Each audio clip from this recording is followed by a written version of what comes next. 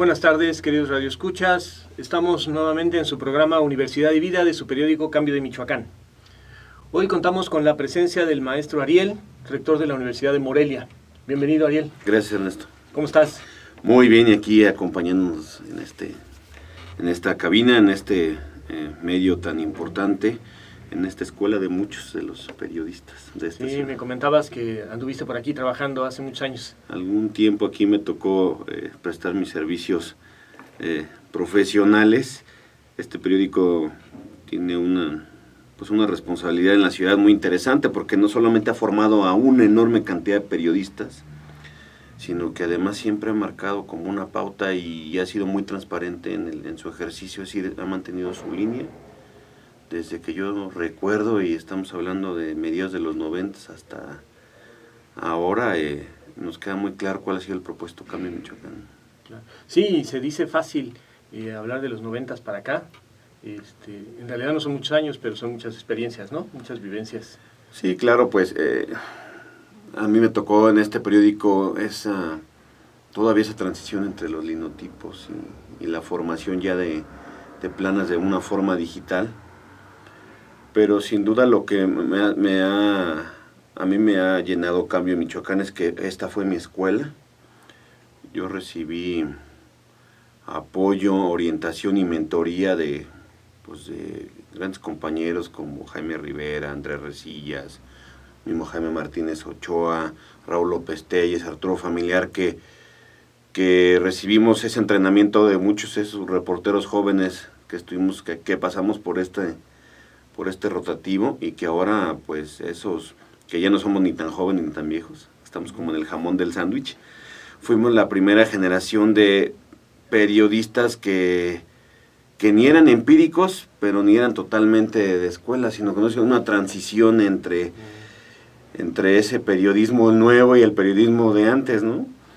Pero Cambio de Michoacán le abrió la oportunidad a muchos jóvenes, ¿no? A sangre nueva, y que ahora esa sangre nueva, que ya no está nueva, ya ocupa lugares interesantes en la ciudad y en el país, ¿no? En otros medios o quizá en algunas otras instituciones público y privadas, ¿no? Muy bien, fíjate que esto da pie a una pregunta antes de comenzar con la presentación formal, en términos de que mencionas que fue una escuela. En este programa abordamos la relación, o cómo visualizamos la relación entre las universidades y los distintos sectores sociales. Pero cuando uno sale de la escuela, generalmente siente que le faltan muchas cosas todavía, ¿no? Claro. Que uno se formó solo teóricamente. Y cuando mencionas que aquí fue tu primera escuela, hoy como rector de la universidad, ¿cómo visualizas esta necesidad de formar a los jóvenes en aspectos más prácticos para no sentir este divorcio? Bueno, mira, tuve una experiencia cuando fui rector en otra universidad en Guadalajara, que lo que se determinó como principio fundamental o hipótesis de esa institución era que el estudiante tenía que entrar en un proceso más formativo, no tanto no solamente enfocando a la técnica sin la teoría, sino que se debía buscar un equilibrio entre esa nueva generación de jóvenes creativos. En esta generación, ahora la generación los millennials, que decían, bueno, pues sí me interesa la lectura, pero me interesa que sea significativa la lectura para mí. O sea, puedes enseñarme modelos teóricos, que son mi fundamento, pero no me dejes para el final la parte práctica. Entonces, era como un modelo que le llaman los gringos, que es un modelo que se llama TSH, que era el Theory, Show Me, and Hands-on. O sea, si me vas a enseñar un concepto teórico, enséñamelo en la clase. Si la clase dura, por ejemplo, 2 horas a la cátedra, los primeros 45 minutos háblame sobre la teoría, sobre el fundamento histórico, social, político, religioso, etcétera. Después muéstramelo, que era el show me. Los próximos 25 minutos, tú, profesor, ponme el ejemplo y muéstrame cómo se ejecuta. Y después es el hands-on, o sea, vamos, manos a la obra. Entonces, este modelo que se empezó a replicar en otros lugares como el MIT, antes de la hora de las nuevas tendencias de los procesos estos de aceleración de negocios o ideas, este modelo empezó a replicarse, y entonces el estudiante empezó a bajar los índices de deserción en las instituciones de educación superior, sobre todo en el área de la frontera, la zona de Texas, la zona de Ciudad Juárez, toda esa parte de la franja fronteriza, porque a los jóvenes empezaron a trabajar con este modelo híbrido. Y esto precisamente llevó a que fuera el proceso más significativo. Tú perfectamente sabes, porque además has dado cátedra sobre aprendizaje significativo, pero esto empezó a motivarlos. Y empezaron las currículas académicas en las universidades, y en el caso de la Universidad de Morelia, empezarlos a modificar, a que el proceso de aprendizaje fuera más significativo, es decir, que hubiera una vinculación primero en el interior del aula, con esos profesores de cátedra que solamente enseñaban, se iban y dejaban tarea, y que para muy al final de la carrera un joven universitario empezaba a llevar la práctica. Entonces al principio el joven se desesperaba porque no sabía en qué momento iba a ponerse a trabajar con ese producto académico. Y después empezaron a evolucionar esto, ¿no? Entonces la universidad primero se tuvo que mirar a sí misma y después mirar hacia afuera, que eran ya los procesos de vinculación. O sea, ya tengo jóvenes que desde el principio empiezan a practicar. No nos esperamos hasta un servicio social de pasantes para que ponga en práctica la teoría, pero además estamos abriendo nuestros procesos de vinculación no solamente con el gobierno, con las instituciones públicas, sino también con los sectores privados, y ya desde un principio.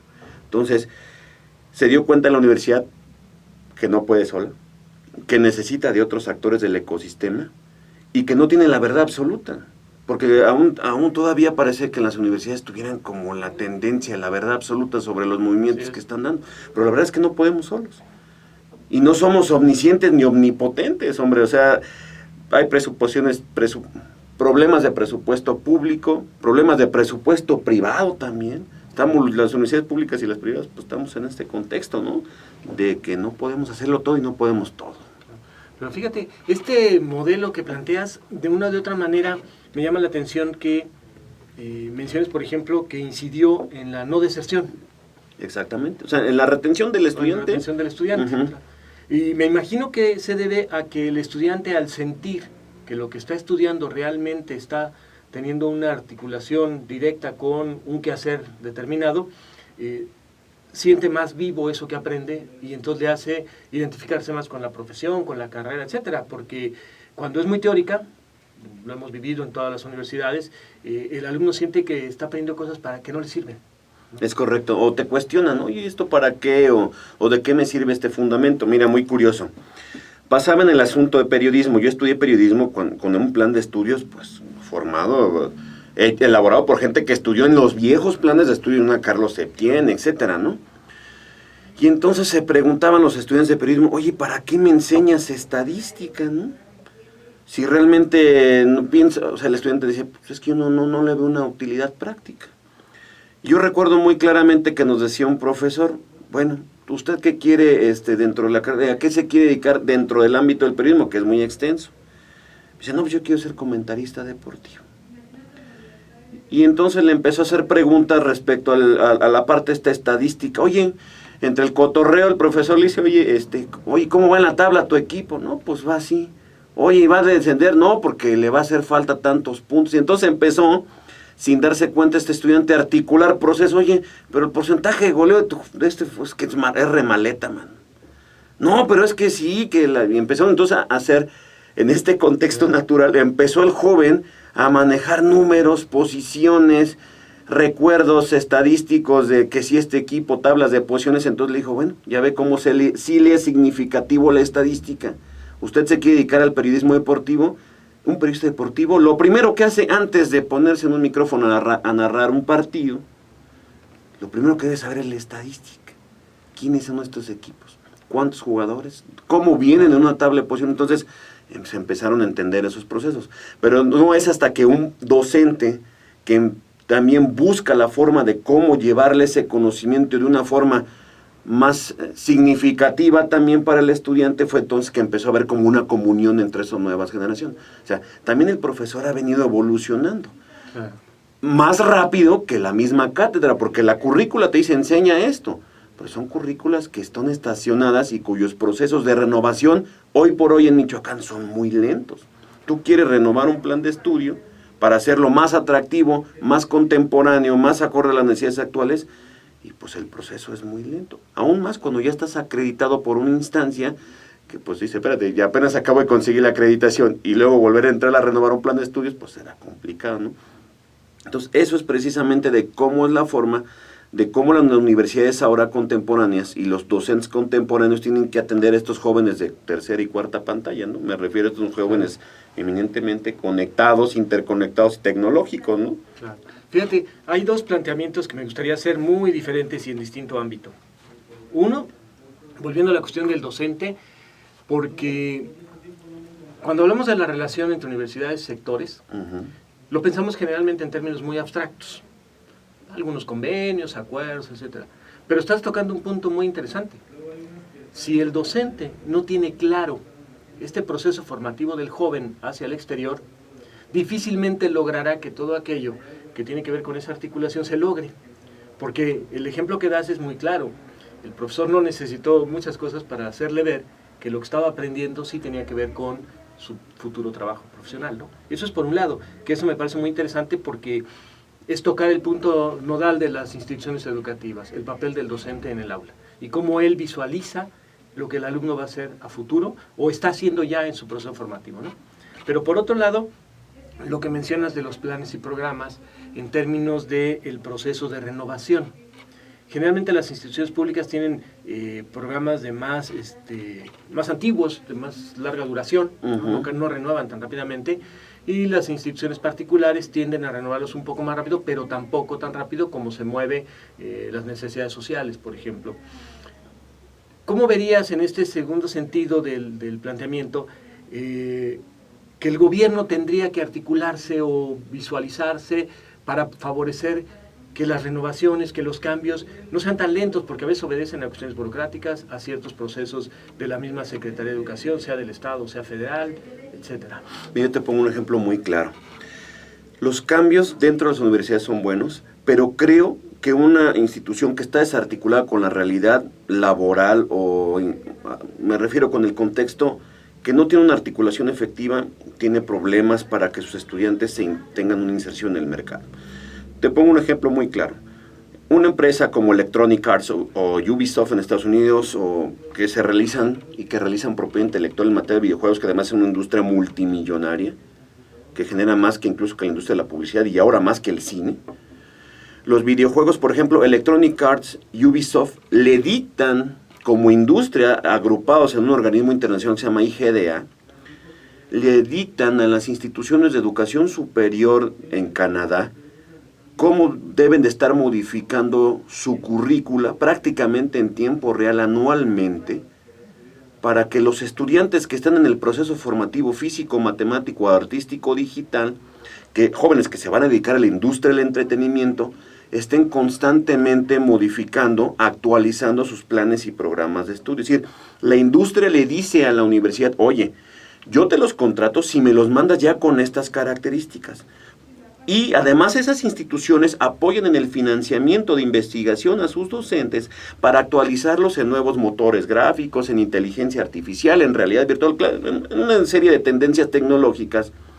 Pero es desde la industria que se le dice a la academia, oye, abusado. Evidentemente hay un proceso articulador con un Ministerio de Educación que te dice, oye, queremos ser competitivos como país, hay que mover esto, hay que estar modificando currículum, hay que estar modificando las legislaturas, para que estas universidades tengan procesos más ágiles de actualización, porque si no, no vamos a ser competitivos. Es decir, Canadá se ve como país, además que son muy nacionalistas y muy protectores de sus productos, dicen, oye, es que si no hacemos esto, la India, con una ciudad que es Bangalore, del tamaño de Guadalajara, que tiene el mayor número de matemáticos y físicos por kilómetro cuadrado, que casi 8 de cada 10 habitantes son matemáticos o físicos de alto nivel, nos están comiendo el mandado. Entonces, si no hacemos esto, una de dos, o yo mudo mi empresa a la India, a maquilarlo, porque además me sale más barata la obra de mano en la India, o ustedes aceleran sus procesos. Es un ejemplo muy burdo, pero que te dice que desde adentro de las universidades creemos que podemos hacer un cambio para reformar el exterior, pero no siempre es así.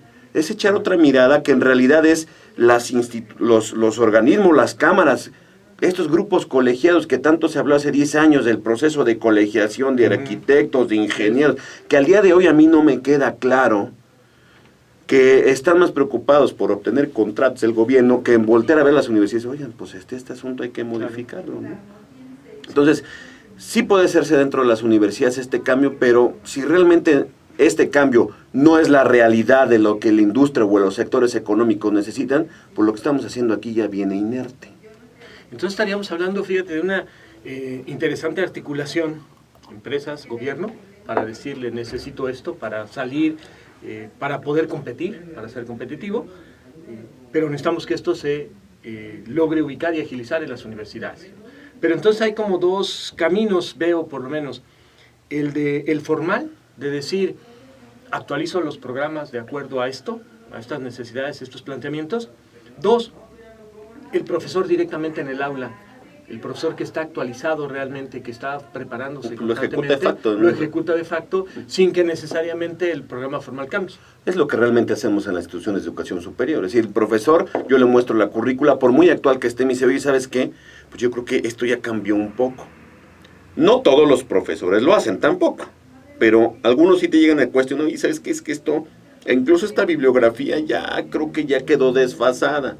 Pero tú le dices en la libertad de cátedra al profesor tienes esa autorización, que evidentemente hay un proceso de evaluación y hay una comprobación de que esto ya está mejor, pues no sería un absurdo decirle, no lo ejecutes, apégate al plan de estudio, porque entonces el profesor dice, oye, pues voy a enseñar, ¿quieres que enseñe la versión 10.0 cuando ya está la 13.4? Entonces como que no hay una coherencia en el proceso de avance instruccional, ¿no?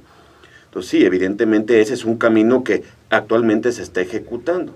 Pero insisto en que tenemos que ser como instituciones más ágiles y también articularlos más y mejor. Ahora ya hay una apertura más congruente entre instituciones de educación superior, al menos en Michoacán, de empezar a caminar juntos algunos temas, porque, vuelvo a lo mismo, no podemos solos, ni el presupuesto nos alcanza a todos. Bien, bueno, pues el tiempo nos ha comido, ha estado muy interesante. Esperemos volver a contar con tu presencia, Ariel. Con mucho gusto. Un gusto platicar. Unas últimas palabras para el público. Bueno, pues comentarles que nuestra institución ahora cumple 20 años. En julio cumplimos 20 años ya como Universidad de Morelia y que nos preceden 10 años del Instituto de Estudios Superiores de Michoacán. Y que esta es una universidad que está también en un proceso de renovación, de transformación, de mejora. Ya estamos a punto de acreditar 3 planes y programas de estudios bajo un organismo ya como tal acreditador que sí es, y que estamos trabajando en mejorar. Creo que la Universidad de Morelia ha buscado eso, mejorar constantemente, y ya también egresamos ya 2.250 personas en este momento, ya son egresados de la Universidad de Morelia, y creo que ahí la vamos llevando, poco a poco vamos trabajando en consolidarla, evidentemente en un crecimiento orgánico natural, pero sobre todo lo que buscamos es innovar procesos, y buscamos entrar en campos aún no explorados que pudieran ser de mucho interés para los jóvenes y que le pudieran dar una vocación distinta al estado de Michoacán. Que muchos podrían decir, pues es que aquí no hay tecnología, no hay industria y eso, pero tampoco se puede atraer inversión en materia de industria aeroespacial o en materia de metal mecánica o energías renovables si tampoco hay masa crítica. Es como que primero que fue el huevo o la gallina, ¿no? Tú quieres decirle a Bombardier, oye Bombardier, ven y instala una planta aquí para desarrollar ciertos componentes para la industria de aviónica. Me dice, pues sí me gustaría. Es más, el gobierno me regala el terreno allá por el parque tecnológico. Me dan incentivos, eso, pero lo que más me preocupa es de que no hay universidades que le estén apostando a esto. Entonces es precisamente pues que alguien tiene que empezar. Y lo que vamos a hacer es vamos a empezar nosotros. Así como empezamos videojuegos y medios interactivos, y que ahora ya afortunadamente ya empezaron a haber inversiones, pero si no, era entrarle o entrarle. Entonces en ese proceso estamos en este momento. Muy bien, pues muchas felicidades. Pues nos despedimos de su programa Universidad de Vida, de su periódico Cambio de Michoacán. Buenas tardes.